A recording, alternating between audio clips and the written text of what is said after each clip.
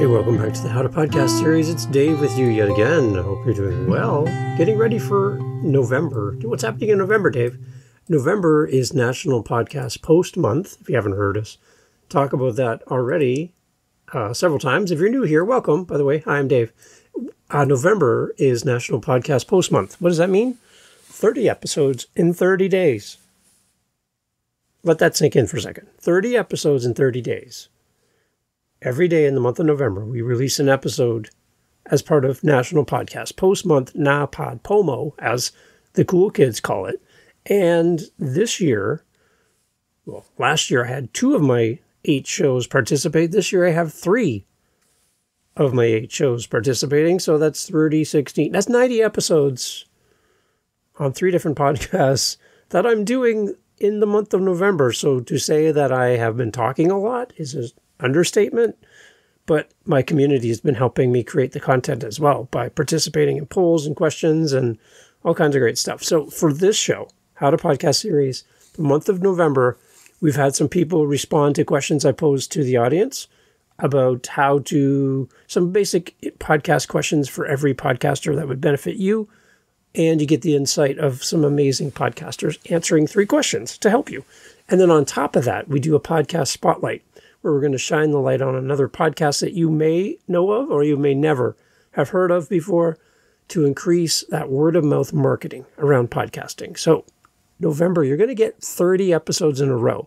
Every day, 6 a.m. Eastern Standard Time, there'll be a new episode going out into the world. Now, do I expect you to listen to all of these? Well, I would love it if you do. They're short. They're not long at all. But the idea is you can listen to these when you want to. You don't have to listen to them when they come out. I'm honored that you would give up 30 days in a row to listen to my show, but you can listen to these anytime, right? That's evergreen content, everybody. It lasts, so you can listen to a couple and come back later. They just sit there waiting for you. So that's it. Make sure you follow the show, subscribe to the show, and all of these episodes will go into a folder on your app or whatever you listen to, and then you'll be able to pick and choose the ones you want to listen to. Hopefully you listen to them all because, hey, we don't do junk here. We have great people on the show. So take a listen in the month of November, National Podcast Post Month. I want to warn you in advance, you're going to get a lot of content in November. So, but it's all for you, and we're hoping to help you on your show. So there you go. A little warning, that you're going to get a lot of content coming in November as part of National Podcast Post Month. NaPodPoMo. Next year, if you didn't do this year, start planning now for 2025 and participate because we would love to have you do 30 episodes in a row in 30 days. It sounds crazy when people do 52 episodes a year. To do 30 in 1 month, that's a lot. So start planning now so that you can participate next year as part of our National Podcast Post Month. Okay? The challenge has been presented to you. You may accept or decline as you wish. That's the NaPodPoMo way. Okay, here we go. We're going to jump into how to be a great interviewer. It takes an art to do this. And there's 2 things that I think we need to do better at as interviewers and 2 things we need to master in the craft of being an interviewer. It's mastering our curiosity and mastering our connection. Here on the How to Podcast series. You ready? Okay, here we go. So I do a lot of interviews. I have my 8 different shows. Some are interview-based. Some have occasional interviews. Some have no interviews. But I talk to a lot of people. Generally, just to give you some behind the scenes, I talk to about 15 to 20 people a week for the various shows that I host. On top of working full-time and on top of recording and doing editing for other people and coaching people on their podcast and one-on-one client calls and building websites and playing with my dog. That's it. That's my life right now. It's just podcasting. And I love it. It's great. But when you do a lot of interviews, you learn a lot from your guests and you learn a lot about yourself. So if you're thinking about starting a podcast, you're like, I don't know. Like if I have it, you'll get it as you repeat and work on your skills and your tasks and growing as an interviewer and as a podcaster, you'll be better. But you have to start somewhere. You can't get to episode 10 without episode 1. Doesn't work. It's math. So you have to do episode 1 to get to episode 10. which leads you to episode 50, to episode 100, and so on. We want to master our curiosity and our connection as interviewers when we host a guest on our show. So there's some things that I would love for you to think about as we look into being a better interviewer, like a great interviewer, and how we can master our curiosity and connection. First, we're going to look at just cultivating a genuine interest in the topic and your guest. So here's the thing. Here's where I want the mental shift to happen for you as an interviewer. Instead of trying to be interesting, become genuinely interested in others. It's not about you and how interesting you are. It's about being genuinely interested in your guests, because you are, in that moment, a representation of your audience, asking questions of your guest you don't know the answer to, and your listeners don't know the answer to. So you're representing your listeners more than yourself. Yes, I get it. It's your show. Yes, you're the host. I get all that. But you're really there to serve the audience and serve the guest by being a conduit between the two that connects the listener to the guest and the guest to the listener. That's your role. Otherwise, do a solo episode and then you can talk to the listener directly. You don't need a guest for that. To excel, though, we really need to build a genuine interest in others. And this approach not only makes your subjects feel more valued and treasured in the interview process, but it also leads to a more engaging and insightful conversation, because the genuine interest in this moment is not you. You're an interesting person, I hope. That would be great. But your genuine interest has to be in others over yourself as the host. The other part of this is the power of asking great questions. So if you like chicken wings and hot sauce, there's that show on TV where they interview people and they eat hot wings as they get progressively hotter wings as they go through the questions. The questions, and I realize this person has probably a team helping with research and all that, and I know you're one person like I am, so there's scales to how much we can do here. But the questions they bring up are pretty amazing. And you get this look on the people's face like, where'd you get that from? How'd you get that information? So I love that. There's another person, his name is Nardwar. And Nardwar is this amazing interviewer who interviews a lot of musicians and famous people. And he pulls out the most random things from a guest's past that makes them look at him like he's some kind of voodoo magic thing he's doing, because there's stuff that they've forgotten about that he brings to their attention.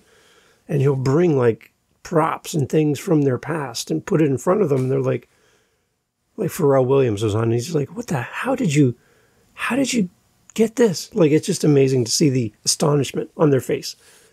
The power of asking great questions is one of the cornerstones of effective interviewing. And it really lies in your ability to ask thoughtful and probing questions. Not just the surface level stuff that we can get off Google, but going a little deeper, doing your homework, and showing your guests that you showed up for this interview. You put some time into this. By demonstrating a genuine curiosity about your guest, your interviewee's experiences, their opinions, their insights, you're going to create this environment, this beautiful space where they feel seen, heard, and understood. And they're going to remember you. They will walk away from that conversation going, wow, that was uniquely different. I have never talked about that on a show. I've never been asked that question before. I've never been taken on this journey like this before. It's always seemed so surface level now. I want your podcast to be that example to somebody going, that was different, in a good way. There's another thing that's pretty common that people use to describe many different things in life, but it's this whole thing about the 80-20 rule. There's an 80-20 rule for conversation. So this whole thing around 80-20 is just percentages, okay? 80% of this and 20% of that equals 100%, okay? Easy math, right? So in this 80-20% rule for conversations, my challenge to you as a podcaster, as an interviewer, is to spend 80% of the interview time listening and asking questions, allowing your subject to share their story. The remaining 20% of the time is your opportunity to guide the conversation, provide context, and share relevant insights that complements the guest and doesn't detract from the guest. So 80% of your interview time focusing on listening and asking great questions, and 20% is your opportunity to guide the conversation. So here's what I've noticed in a few podcasts, listening to interviewers, especially people that haven't been doing this for quite a while. They're just new to podcasting or new to asking questions in an interview format, is sometimes the host will ask a question, the guest will answer the question, and then the host will make a commentary on that question and answer, and the host kind of leads it to a stop sign where the conversation just comes to a natural stop and everything's summed up and we're done. And then there's this little pause as the host is like, oh, I got to ask another question now. Like the whole conversation is ended. Like this is where if you were at a social function and the conversation got to this point, you would turn and walk off and go get a snack because you're done. We're all done here. We've come to this final point and you and I are done talking. And it happens sometimes multiple times in the same episode where the host, again, will ask a question, the guest answers, the host does a recap of the answer and brings it to a conclusion and stop. And as a listener, you're like, are we done? Oh, no, there's a new question. So my next question is, and they go to the next question. And the same thing, they ask a question, the guest answers the question, the host does a summary of the whole interaction and comes to a complete stop. Don't do that. Try to let the conversation breathe. Let the conversation grow. You don't have to be the king of summaries. You don't have to be the queen of wrapping it all up after every question. Let it breathe. And try to transition between question to question and make it seamless if you can. So 80% of your interview time, the 80-20 rule, 80% of your time is going to be listening and asking questions. And then 20% is going to be you guiding the conversation and giving context to what's happening. But don't end each question and answer with a complete stop and then try to restart with the next question. Let it flow. So I have some things here that are going to help you, whether you're interviewing somebody on Zoom or in person, on the street, whatever. But here's some things that will help you to develop your interview skills that I've been putting into practice since day one, but I think you could benefit from these as well. So 4 things that are going to help you develop your interviewing skills. You ready? Okay, here we go. The first thing is active listening. Pay close attention to the responses coming from your guest to you, or as a guest on a podcast, the host giving to you. Pay close attention to the responses. Pick up on any nuances and opportunities for follow-up questions. This is really cool when this happens because there's this moment where you and I are in sync, host and guest and host, and you can just pick up on things that are happening that maybe people aren't hearing in an audio format, but you're seeing on the screen through Riverside, Zoom, whatever you're using to record. You can see the person on the screen and you could pick up on some of these things. Pay attention to active listening. The next one is your body language. So what do you look engaged? Are you looking off camera and Googling something or buying something on Amazon while your guest is answering a question? Are you distracted? Do you have that squirrel moment where you're reorganizing your desk or trying to put staples in your stapler while your guest is answering a question? Like, what are you doing? What's your body language? Are you engaged? Are you leaning in? Are you falling off your chair bored? Are you sleeping? Are you eating? That's I don't understand that one. I saw somebody eating during an interview. The host was eating, like smacking away, just having a great old snack. Really? What's your body language? What are you telling the other person in the moment? Because we can see it, we can feel it, and it's going to sound, it'll come out in even the audio portion of it without the visual. You will feel that body language on display. Nonverbal cues, you can use them to show engagement and encourage openness, like, tell me more. You can use your hands, you can use your face, you can use your shoulders, you can lean in. There's a lot of body language that can happen in interviewing. The next one is just around mastering your vocals and how you present yourself, how you modulate your tone Are you monotone, like everything is the same and you never go up or down? It's just a constant mid-level all the time, the same, and you're just kind of boring and never really go really high or ever really low? That's monotone. And for 30, 45 minutes of that could be quite draining for your audience and your guests. You want to give some modulation. You want to go up. You want to go back down. You want to leave pauses. You want to leave breaks. You want to do things that kind of bring people along. There should be a gallop. Think of a horse galloping down the beach, right? It's kind of got this beautiful flow, tail sticking straight out, hair blowing in the sea breeze as it goes, galloping down the ocean on the beach. That's what your voice needs. Your voice needs to gallop. It needs to have something to flow to it and some variety. Master your vocals. And the last part is just around storytelling. So as a guest or as a host, when appropriate, use concise relative anecdotes, stories, illustrations, metaphors to illustrate points and transition between topics. Everyone loves a good story. From the time you were a little child sitting on your parents' knee before bed, getting your stories read to you, to today. A story translates very well across all types of different genres, political space, cultural norms, ages, demographics. A story brings us together. So incorporate story. As you go back over your last few episodes, I want you to count how many stories you shared. So pick one episode, hit play, go back and listen to it as a listener, not as a podcaster. Don't go listening to your vocals and the levels. No. Listen to the content. Your audience doesn't care about that. As long as you can hear you, they don't care about any of that crap. Listen to the content. How many stories did you share in your last episode? 1? 32? None? How many stories did you use to illustrate a point? That's my question. Figure it out. The last thing around here, too, is just creating a memorable experience for everybody. When your guest coming on your show feels like you're genuinely interested in their perspective and their knowledge and their wisdom, they're more likely to open up. They're more likely to engage with you.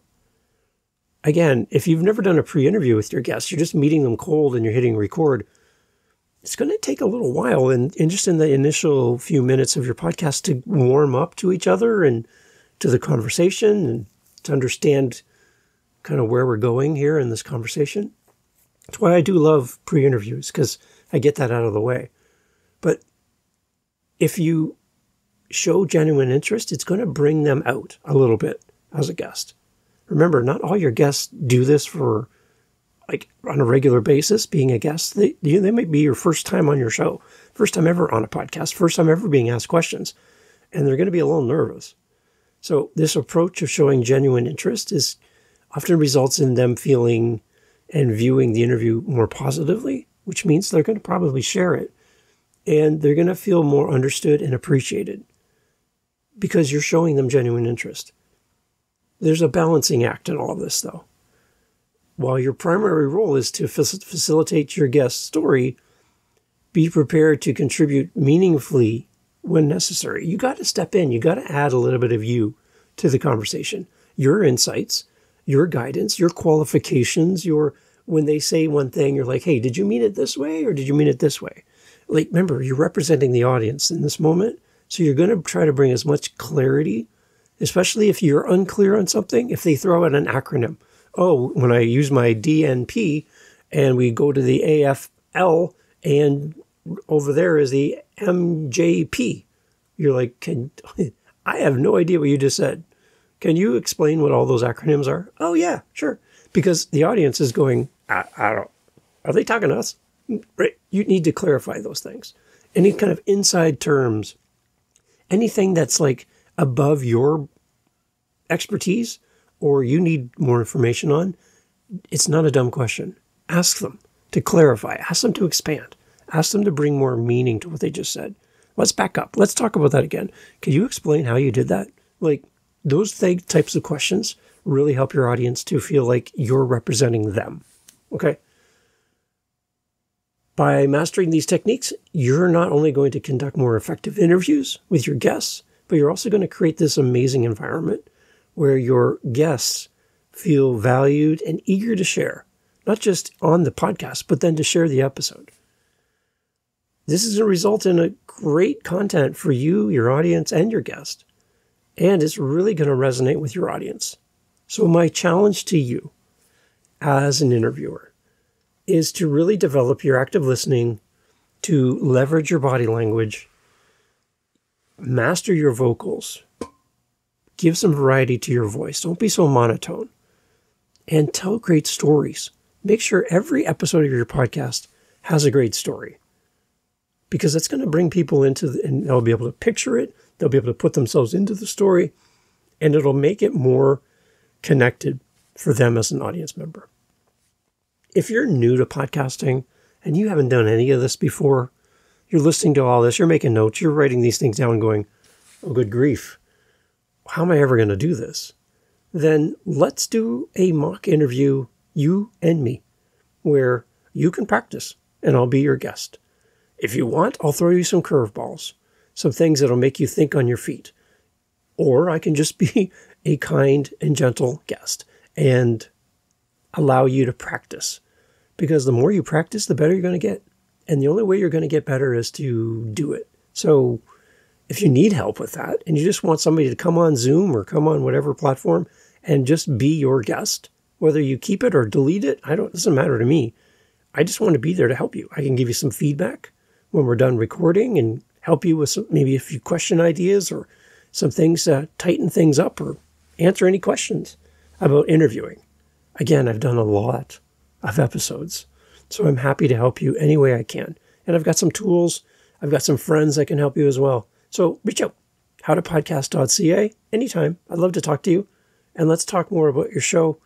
Let's help you get over that hurdle of, I don't know what I'm doing, and give you some confidence to jump on the mic, get your first real guest, quote unquote, and feel comfortable covering these things about active listening, having good body language, mastering your vocals, and telling great stories. Because I think you can do all of these, but it comes with practice. And I'm willing to help you anytime. howtopodcast.ca. Thanks for listening. Keep podcasting, keep being you, because there's a shortage of you in this world, and we need more of you. Thanks for listening. So you're a podcaster, and you podcast alone. You are in your home, you're in your studio, you're in your closet, and you podcast. And you put everything out there in the world, and you're thinking, man, I'd love to meet another podcaster and not feel so alone. I wish there was a way to meet up with other podcasters and talk about my journey, ask my questions in a safe place where others there are also podcasters at different levels. Some people have been doing this a long time. Maybe some podcasters are brand new like me. And I'd love to be able to ask questions and do community with others. Maybe find a guest for my show or be a guest and ask a question that's bothering me about podcasting that I haven't seen or heard or got an answer to. I wish there was a group for me. Dave, do you know of a group where they do all of that and they do group hugs, virtual group hugs? Yeah, we do. It's our meetup. And you know, guess what? You're invited to come to our meetups. They are amazing. Not because of me by any stretch of imagination. It's because they're great because of the people who show up. You're going to meet some of the nicest podcasters you've ever met. There's no judgment. There's no talking down to you. It's not about me. It's about the group. And there's many times where I don't even have to talk. Each of the people coming bring great expertise and insights that can help you grow your show, to help you be a better person. And they're there to support you. It's our meetups, and you can find them at their howtopodcast.ca website. Come join us. There's over 200 people in our group, and we'd love to have you there. Lots of room for you. Come be a part of our meetups and meet other podcasters. Don't do it alone. Podcasting should never be done alone. Come join us. howtopodcast.ca. See you at our meetups.